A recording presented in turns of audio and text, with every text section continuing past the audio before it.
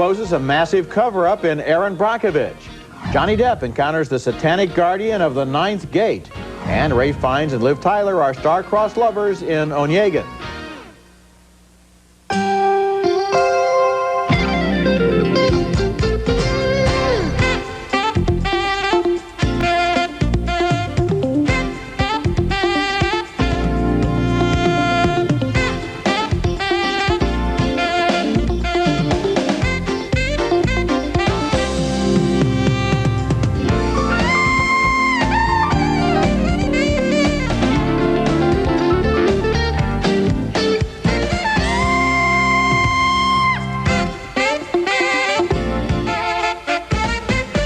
There's two things that aggravate me, Mr. Masry.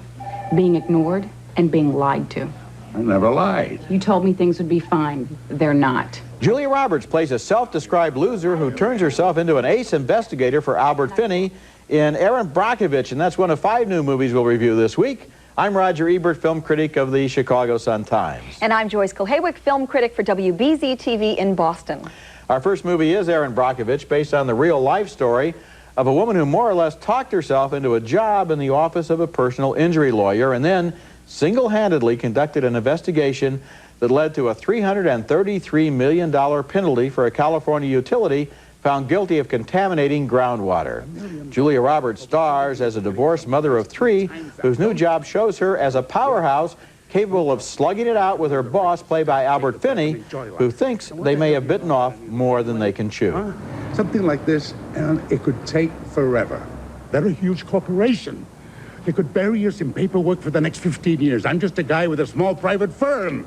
If Erin Brockovich looks a little daringly dressed there, well, she looks the same way all through the movie, dressing like a hooker in every scene. Here you may want to rethink your wardrobe a little. Why is that? Well, I think some of the girls are a little uncomfortable because of what you wear. Is that so? Well, it just so happens I think I look nice. And as long as I have 1 ass instead of 2, I'll wear what I like, if that's all right with you. Yeah, it's a snappy comeback, but I think the wardrobe is a disaster for this film because it underlines the fact that we're looking at a glamorous movie star, Julia Roberts, and not a dogged investigator, Erin Brockovich. It's for my boss. He's in this water dispute, and he wants me to find all kinds of papers just from all kinds of places. You know, it would probably be easiest if I just squeezed back there and poked around myself. Would that be all right with you? Oh, heck yeah, come on back. Brockovich likes to be rude and direct with people, including a next-door neighbor played by Aaron Eckert. You got a little girl? Yeah, sexy, huh? How about this for number 6? That's how old my other daughter is. 8 is the age of my son. 2 is how many times I've been married and divorced. 16 is the number of dollars I have in my bank account. 850-3943. That's my phone number. And with all the numbers I gave you, I'm guessing 0 is the number of times you're going to call it. Erin Brockovich is haunted by the ghosts of earlier and better movies on a similar theme.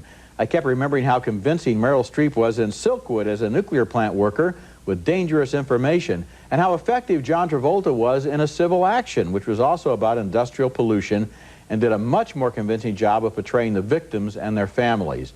Erin Brockovich, on the other hand, is very thin in its supporting roles. Even Albert Finney seems curiously subdued here, and Julia Roberts, wearing that absurdly distracting wardrobe, is just never able to create a convincing character. You know, I couldn't disagree with you more. I'll give you this. Silkwood is a better film, a more serious film in many ways. But And I'm glad so is A Civil Action. No, A Civil Action was serious, but it didn't work. And I think it works because it did not do a good job of portraying the victims and their families. That movie ended up talking about the lawyers, and we didn't care about them. Here, Julia Roberts keeps the focus on the victims and their families because she, like them, is a victim of the system in a certain way, in a different way from these families.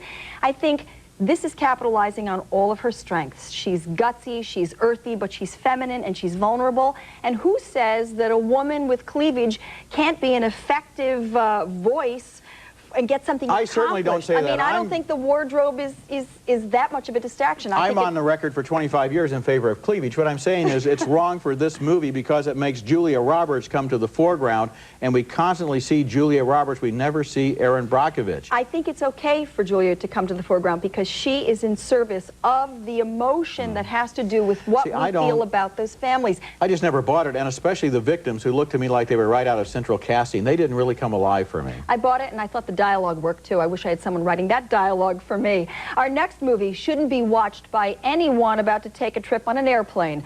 Final Destination begins when Alex Browning, played by Devon Sawa, is waiting to take off on a flight to France with his high school class.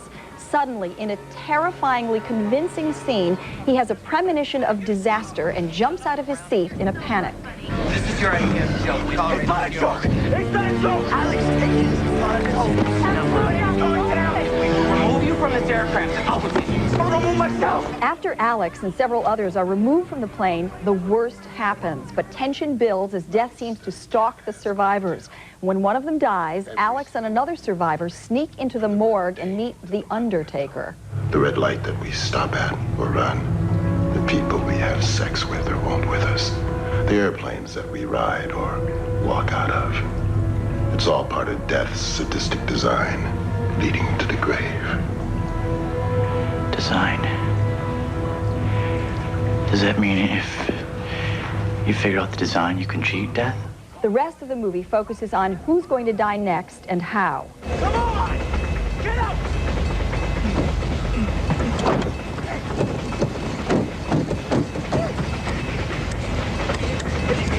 I can't get out!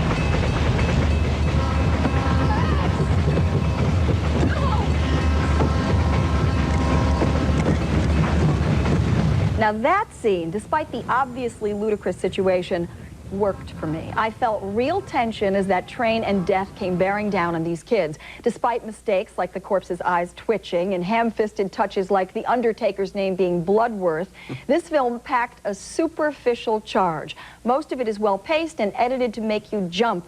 And the opening sequence is so realistic and frightening that the doomed atmosphere clung to the rest of this movie.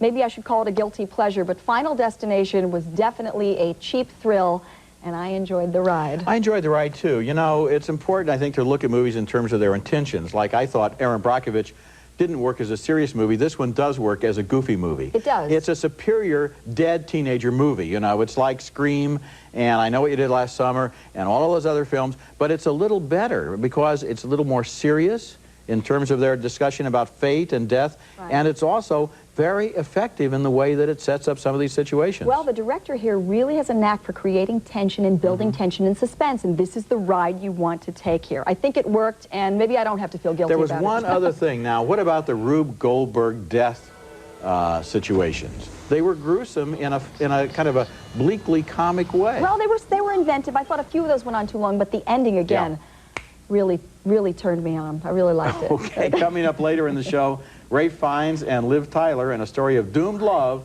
Onegin. Why do you pursue me like this? Coming up next, Johnny Depp collects books by the devil in The Ninth Gate. It's miraculous. Have you studied the engravings? They seem to have some underlying significance. But of course. Here, for example.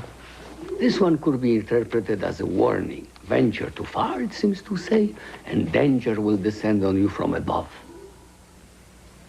Our next movie is Roman Polanski's The Ninth Gate, starring Johnny Depp as a rare book hustler who gets a commission from a millionaire obsessed with tracking down editions of a book published in 1666 and allegedly illustrated by Satan himself. Frank Langella plays the collector who has purchased one copy of the book from another collector who then hung himself. Now Langella wants Depp to investigate the other two copies. The engravings you're now admiring were adapted by Torquia from the Della Melonicum. They form a kind of satanic riddle. Correctly interpreted with the aid of the original text and sufficient inside information, they're reputed to conjure up the Prince of Darkness in person. Lena Olin plays the widow of the collector who killed himself, and her interest in the books will become positively satanic, although in this early scene she plays it cool. Isn't this one of my husband's books? Right. It was in his collection until very recently. He sold it to a client of mine. I'm trying to authenticate it. He sold it, you say? How strange. This was one of his most treasured possessions. In Paris, Depp visits an elderly baroness, and I was reminded in this and other scenes of The Big Sleep and other private eye movies where the investigation leads to one bizarre encounter after another. You truly believe in the devil, Baroness? Enough to devote my life and my library to him. Not to mention many years of work.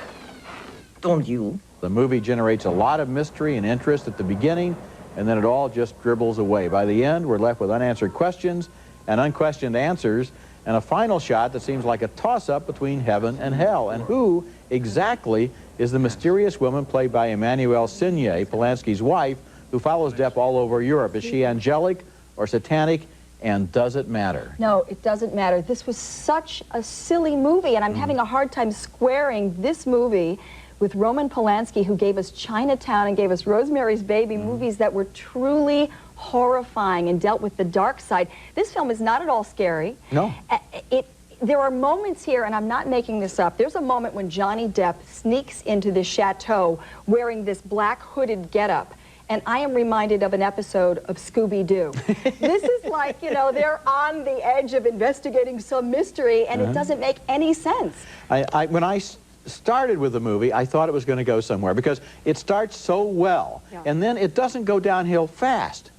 It just goes downhill gradually, but it just keeps going downhill. At the end of the first hour, I still had hopes for it, but there's no conclusion. No, and why doesn't he, when he sees the first body, why doesn't he go to the police instead of going to a phone booth, rather? I mean, it's just nuts. Excellent question. Coming up next, Ralph Fiennes is the tragic hero, Onegin. Ah, Monsieur Onegin, this is my other daughter, Tatiana.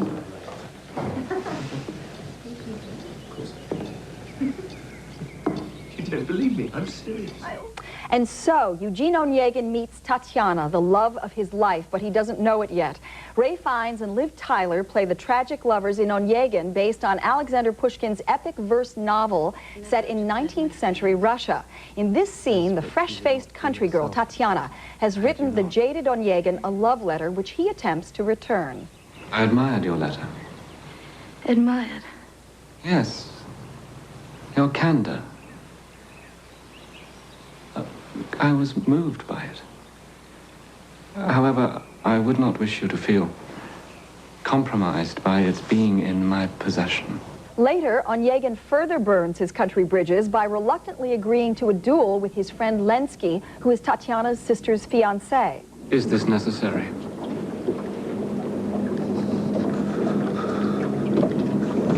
You have insulted the honor of the woman I love. After the duel, Onegin disappears, but 6 years later, back in St. Petersburg, he encounters Tatiana again, and for the first time, his feelings for her are awakened. I have to see you. Forgive me. I would like you to leave. I cannot. Onegin is exquisitely photographed, much of it on location in St. Petersburg. But while we can imagine why an innocent girl and an urban sophisticate might be drawn to each other, we don't see it or feel it on screen. Liv Tyler is beautiful, but looks almost numb and drowsy. Fiennes seems too effete, too cold. For me, Onegin was a beautiful but arid exercise that failed on the level of simple storytelling. Me too. That's the way I felt too, and I loved looking at this movie. Almost like looking at it and listening to it and to the music and even to some of the dialogue, enough to recommend it just on the basis of the physical experience of sitting there in the theater, and yet I didn't believe at any moment that anything real was happening between these two people. There's not that kind of urgent connection that you need for passionate love. Right. There's no urgent, erotic, visceral charge here. It's almost as though first-time director Martha Fiennes, who has a great deal of background directing music videos and commercials, spent a lot of time on the details of the surface, but the guts is missing. And I've seen the ballet. It's almost like the characters had read the end of the story and knew it wasn't really going anywhere. A few years ago, we reviewed an extraordinary documentary named Paradise Lost that was about the murder of 3 little boys in West Memphis, Arkansas. 3 local teenagers were charged with the crimes and found guilty. 1 received a death sentence, the other 2 were imprisoned for life in a mood of hysteria in which they were stereotyped as members of a satanic cult, and they were heavy metal listeners. The documentary cast serious doubts on that verdict, and now there's a sequel called Paradise Lost 2 Revelations, which plays this month on HBO. Time has changed Damien Echols, who received the death penalty. We see him defiant after his arrest. So like I'm the West Memphis boogeyman. Little kids will be looking under their bed before they go to bed. Damien might be under there. But now subdued and more thoughtful after hard prison time. The things that we go through that make us suffer are very good teachers. I think my suffering through this whole thing has taught me a very great deal. We also see another familiar face, John Mark Byers, stepfather of one of the murdered boys. The first film suggested that he might have been involved in the murders himself, and he's the focus of groups who believe the 3 young prisoners are innocent. Do you think that I'm guilty, that I had something to do with murdering my son? You're not saying anything about that. I don't know if you had anything to do with it. I want to know that you didn't, and that would be by giving your rule yourself out for it. I've already been exonerated. What else do I have to do? Byers' wife died a few years ago, and the death is still under investigation. Here he pays a visit to her grave and rants against any suspicion that he was involved in her death. And all for you morons, infidels, and fools that think I had anything to do with it, go to hell! But later in the film, he makes what sounds to me like a big Freudian slip. Have you had any other problems with the police? Not major, no, sir. You've had problems? Is that what you're saying? I don't know. Oh, well, speeding tickets. I got a DWI one time after my wife was murdered. The film's position is very clear. The 3 prisoners were victims of hysteria in a climate that claimed they were members of a satanic cult. A lot of evidence points to their innocence, and some evidence, including a bloody knife and some missing teeth, create doubts about Byers. Decide for yourself. Paradise Lost 2 Revelations has played twice on HBO and plays 3 more times this month. Check your listings. I have to say, this was one of the most difficult movies I have ever had to watch. And I watched part 2 first and then went back and had to make myself watch part 1. The filmmakers are absolutely to be commended for throwing a very harsh light on some real dark corners here. And at the very least, this film demands that the facts be re-examined in a neutral legal setting again. What about those bite marks? What about this stepfather who has to be one of the most frightening people I've ever seen on screen? And at the very most, this film might help prevent a gross miscarriage of justice. You know, when you say a neutral setting, I think that's crucial because it's clear in the first film and clear in the second film that the local people involved have a vested interest in being right about this, no matter whether they're right or wrong. There was a foregone conclusion, and I think that has clearly affected the way the jury behaved here, the way the townspeople behaved, and the way the reporters covering this case have behaved in not reporting some of the facts that were very important, not highlighting them, not seeing it because they just didn't get it. Actually, the Arkansas Gazette has done a pretty good job of calling a lot of this into question. That woman in the film comes across pretty well, but boy, to see this film really gets you worked up, doesn't it? Yes, it does. It's disturbing. When we come back, my video pick of the week is The King of the Jungle.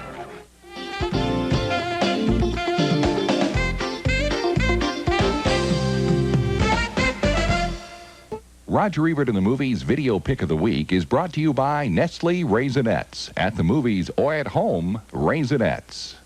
My video pick this week is Tarzan, the Disney animated feature about a British orphan who's raised in the jungle by great apes and learns to speak the languages of the animals.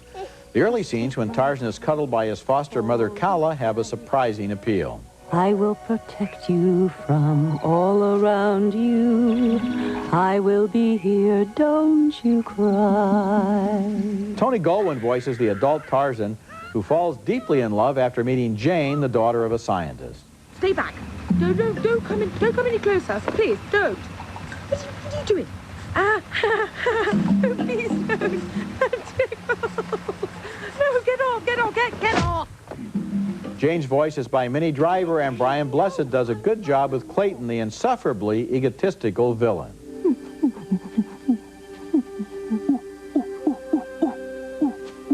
Oh, yes, absolutely, my dear. Good idea. What are you doing? Do you want to frighten them off? Get up! Don't get up.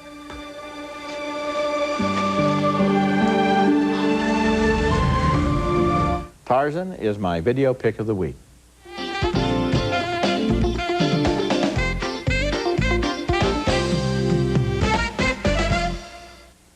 Now let's take another look at the movies we reviewed on this week's show. A split decision on Erin Brockovich. Joyce thought the movie used Julia Roberts' strengths. I thought her stardom was a distraction. Two somewhat surprised thumbs up for Final Destination, the supernatural thriller. Two thumbs down, though, for The Ninth Gate, which starts well and goes nowhere. Two thumbs down for Onegin, a good-looking film that left us cold. And finally, two thumbs up for the very important Paradise Lost 2, Revelations, one of the most disturbing films we've seen. Check your local listings for its HBO playdates.